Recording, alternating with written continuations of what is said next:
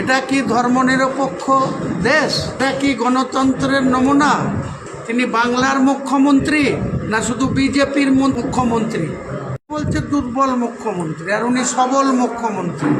আর সবল মুখ্যমন্ত্রী, সবল পুলিশ মন্ত্রী, তার পুলিশরা নির্বিচারে মানুষের উপরে, বিশেষ করে মুসলিম জনতার উপরে, কি বারুইপুর, কি শক্তিপুর, কি রেজিনগর, রাজ্যের সর্বত্র বিগত দিনে কোথায় কি ঘটেছে তার রেফারেন্স টেনে ওখানে বারুইপুরে একটা মুসলিম পরিবারের মেয়ে, 12 বছরের একটা মেয়ে, সে রেপ করল। রেপ হওয়ার পরে পুলিশ যদি প্রথমেই টেপ নিত, তারা যদি বিজেপির দলদাসের মতো আচরণ না করত, তাহলে তো হাজার হাজার মানুষ সেখানে প্রতিবাদে নামতো না। প্রতিবাদে নামলো, সেই প্রতিবাদের পরে আসামি অ্যারেস্ট হলো, পুলিশের ঘুম ভাঙলো, একজনকে এনকাউন্টার করে প্রভাস মণ্ডলকে না বিশ্বাসে মারা গেল।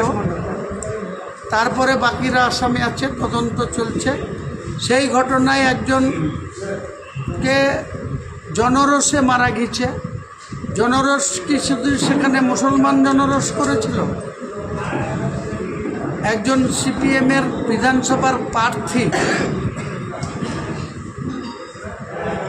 সে মুসলমান, তাকে সহ প্রায় 200 লোককে আসামি করে রেখেছে। আর ওই এলাকার মুসলিম কোনো জনতা বারুইপুরে, গোটা বারুইপুর সাব ডিভিশনের বারুইপুর থানা এলাকার কোনো মুসলমান জনতা বাড়িতে নাই। তাদেরকে সবাইকে বাড়ি ছাড়া করে রেখেছে। এটা কি ধর্মনিরপেক্ষ দেশ? এটা কি গণতন্ত্রের নমুনা?